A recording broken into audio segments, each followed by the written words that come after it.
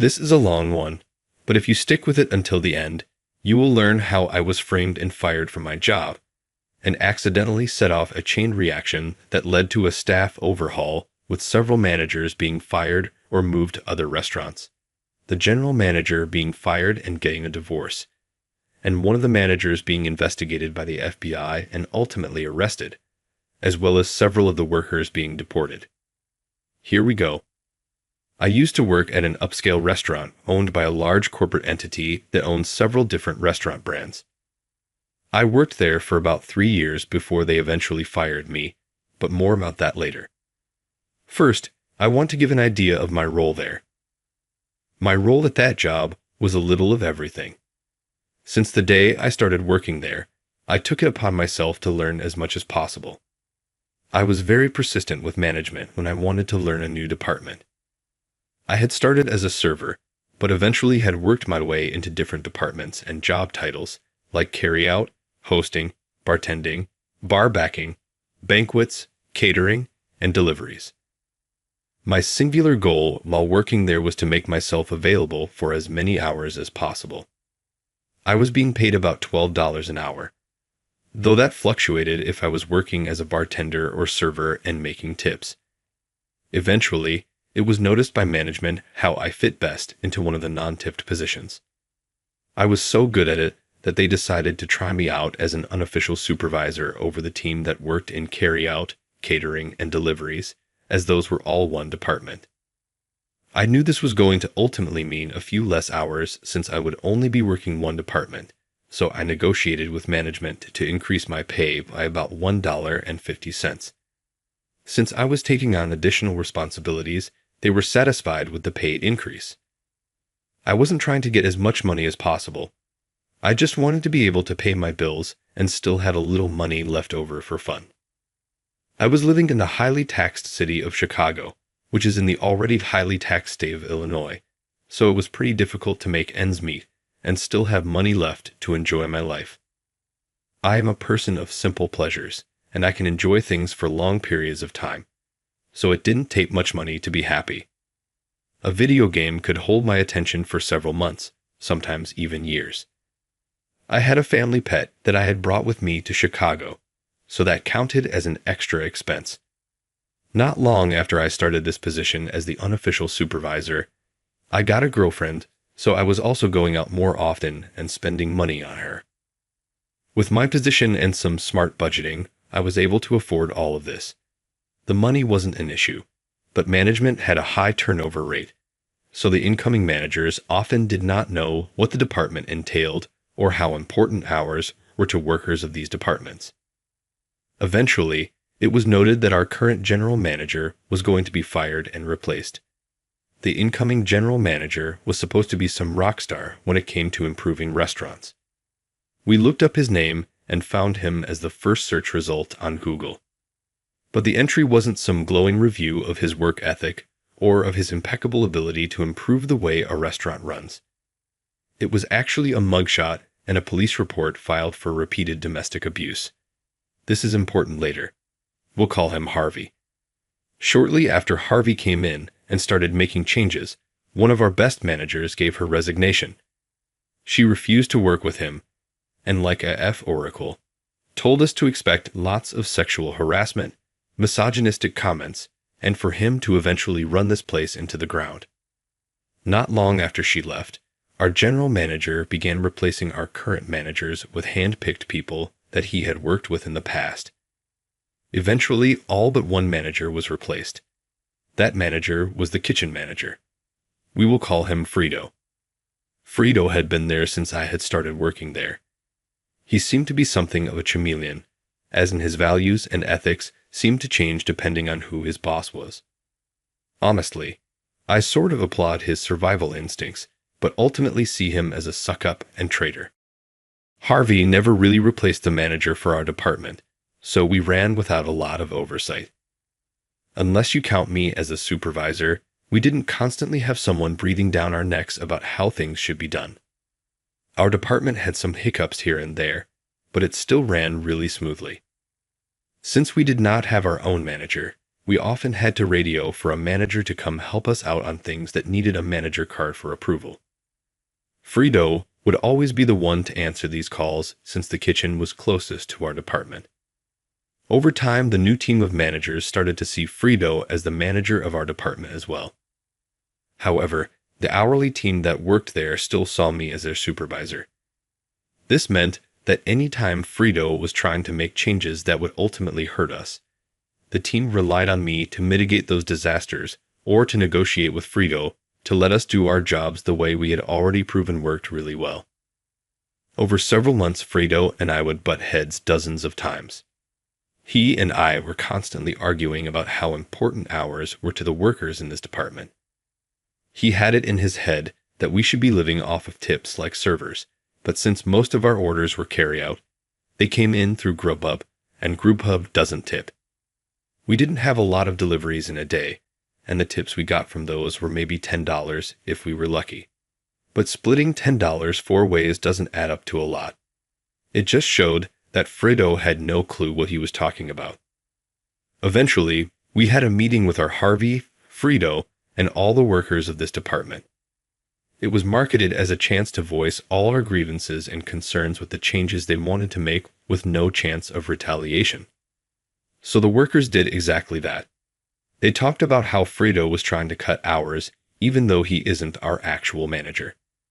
When it was brought up that they were attempting to hire someone to be the manager, the team suggested that I take over since I had already been supervising them and running things smoothly for the last several months. I was also the one that management consulted with when writing schedules, as I had an understanding of the days some workers could and couldn't work depending on their school schedules or family life. I could see the moment it was suggested that Harvey and Frido made the decision on the spot that I had to be gotten rid of. Although they didn't say it, I could see the look they gave each other and instinctively knew that my days at this place were numbered and my job was going to be getting the axe one way or another. They made a bunch of promises to us about not cutting hours. They told us that they would stop sending all but one person home early and only leaving one person to clean everything and close up by themselves, as this wasn't a small department and it was simply too much for one person to do alone while still meeting health and safety standards. They promised that whatever hours we were scheduled for, we would work. We weren't trying to be unreasonable, so we told them that we usually have 3 or 4 people scheduled to work our department. They could cut 2 of them early, but we always needed at least 2 people here to help close properly. The promise was made that they would always have at least 2 closers. However, only about a week later, they started sending all but one person home early again every night. One night, they tried to do it while I was scheduled as the closer, and we had just returned from a massive catering event, and there was an unbelievable amount of cleanup left to do for one person. When Frido came in and tried to send everyone except me home, I stepped up and told him that he was consistently breaking the promise he had made it to us during the meeting. He looked me square in the face and told me to stop complaining about it, and if I was going to keep trying to talk to him about him breaking his promises, he could easily find someone who could work my shifts. I quickly realized that this was an assassination attempt on my job. He wanted me to press it further, so I backed off and started cleaning. I ended up having to stay way late, and that meant overtime pay anyway. I got a write-up for that, since we aren't allowed to work overtime without a manager's approval. When I refused to sign the write-up, pointing out that I had tried to explain to Frido that I wouldn't be able to clean up all that stuff alone before my scheduled shift ended, I was allowed to leave without signing the write-up, but only because the HR rep that was present at the time wasn't one of Harvey's cronies. Skip ahead to the day I was fired. It is important to note at this point that I always came into work an hour early. Since we lived in Chicago, food was expensive. However, at our job, we were allowed to have as much free soup and bread as we liked. So I would come into work 1 hour early every day so I could have some soup and bread for lunch before my shift. But on this day, when I walked into the kitchen to get myself some soup, one of the line cooks told me that he had a dish that had been canceled after he cooked it, and Frido had told him to give it to someone. He assured me Frido had already comped it, and that it was free to take for whoever wanted it. It just so happened to be my favorite appetizer, so I happily took the free food. Not long after I got to my booth, both Harvey and Frito approached me and asked me if I had put in a ticket for that food. I told them that the line cook had given it to me and said it was the canceled order that Frito had already comped. Frito looked dumbfounded and said he had no idea what I was talking about. So Harvey told me, "I think you know that's theft. Go ahead and finish the food and then grab my stuff and go. That's the last meal you'll be having here." I tried to explain to them that I had been given this food by the line cook, but they refused to listen. So I offered to take them to the kitchen to clear it up with the cook. But by the time I had gone back to the kitchen with them to talk to the line cook, he had already gone home for the day. I had no choice but to gather my stuff, say my goodbyes, and head home. On my way out, I told the people working my department that afternoon what had happened, exactly as it happened. They were shocked and angry, but mostly sad to see me go.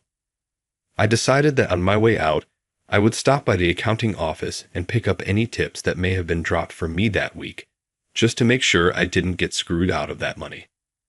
Before heading down, I had the gut feeling to just set my phone to record, and I stuffed it into my pocket with the camera rolling.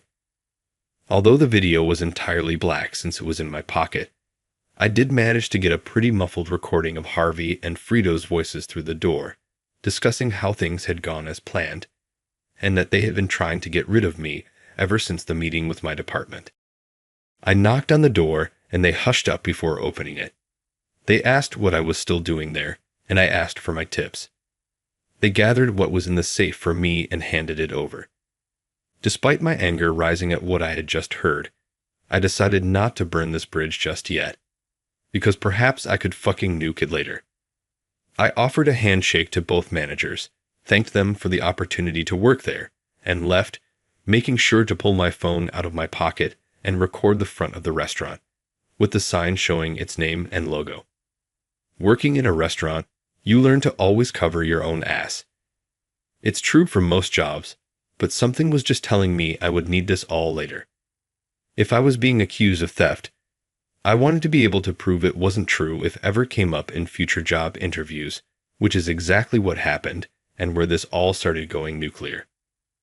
On the train ride home, I sent some messages and made some posts on some local groups on Facebook saying that I had just been fired and that I was looking for a job as quickly as possible. By the time I got off at my stop, I had already set up an interview for later that day. I was offered the job about 5 minutes into the interview, but after going over the details, it didn't sound like it was for me, so I turned it down. I interviewed a few other places and found one that was a damned good fit, with a hefty pay increase compared to my previous job, and I wouldn't have to deal with customers. It was an auditing job for a logistics company. However, during the interview with the manager of this job, he mentioned he had already called my previous place of employment and spoken with the general manager, Harvey. Harvey had told him that I had even fired for theft. Luckily for me, the manager I was interviewing with asked me to tell him more about that, and he was willing to let me pull out my phone and find the recording. I asked it the voice in the video was the same as the one he spoke on the phone with. It was. That was confirmation enough for him that I hadn't made a fake video. You listened to the two managers in the video admit that they had set me up, and watched to the end when I showed the front of the restaurant, complete with the logo and name. The manager interviewing me, who we'll start calling Dean, hired me immediately and asked me to send him the recording. I did. I thought that was the end of it. About 7 months later, after settling into this job quite nicely, HR sent out a welcome all our new team members email, which listed all the newest hires, some facts about them, and had pictures of them all. They sent these out every time they hired a new round of people. One of them, Thomas, was a former coworker who worked with me at the restaurant. We had worked at the host stand together, so I was pretty glad to see someone I knew and liked coming onto the team. I sought out his desk and went and said hello, and asked why he left the restaurant. He hadn't left willingly. He'd been laid off because the company was under investigation. It had started as a relatively small matter. The corporate entity that owned the restaurant chain had received an email with an attached video. My video that had been filmed from inside my pocket. That was cause enough for corporate to send someone to investigate internally. Thomas was pretty surprised that I hadn't heard anything about it, since there had been numerous attempts to get in touch with me. As soon as he said that, I logged into the old email I had used when I first applied for the job at the restaurant. I had at least 24 emails asking me to come in to discuss my employment and termination. I never replied. I just didn't care enough anymore. I'd also changed my number since then, so they hadn't been able to contact me by phone. Thomas continued explaining that before corporate had sent someone, Harvey and Frito had talked with my department and tried to offer them all a small pay increase to spin corporate a story about how I was incompetent at my job and failed to live up to my duties. The day the corporate auditor showed up, there had been a small exodus of people from my old department. They quit on the spot in front of the lady from corporate, let's call her Audrey, and made sure to rat out Harvey and Frito before leaving. Strike one for both of them. After firing Harvey, the line cook who had given me the food was interviewed by Audrey.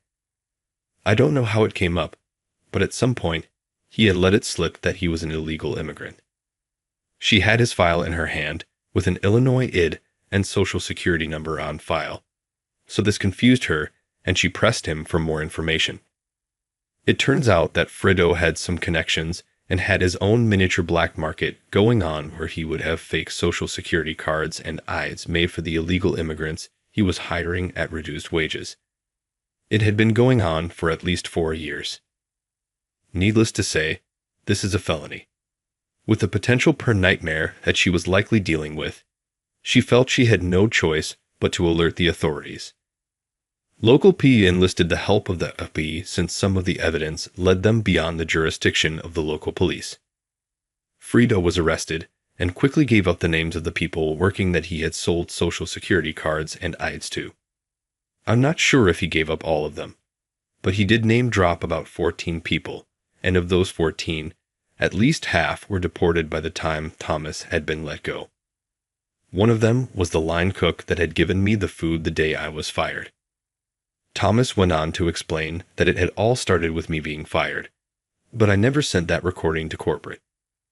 I'd only sent it to Dean when he'd hired me. I asked him about it, and he told me he had sent it to his wife, since she was a lawyer. He wanted to see if I had a case to maybe sue my old job, since what they had done was wrong.